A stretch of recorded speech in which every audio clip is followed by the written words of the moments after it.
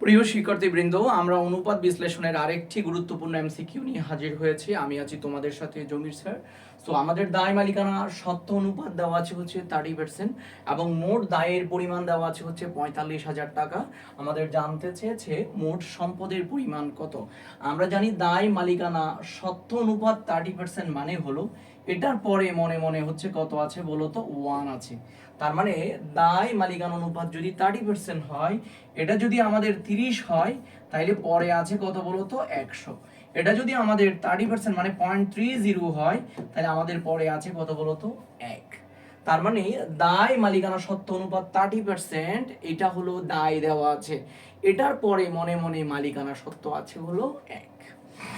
মোট দায়ের পরিমাণ, তাহলে আমাদের দায় দেওয়া আছে, আমাদের মতে দায় হচ্ছে কত টাকা, 45,000।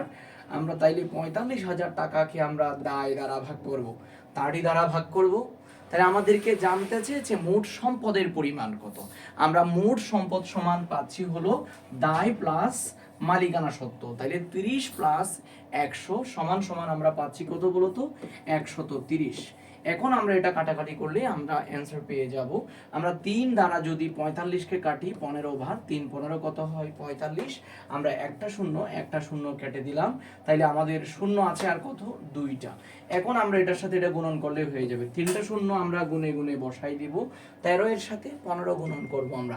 তাহলে 3 15 45-এর 5 হবে, হাতে কত আছে, 4।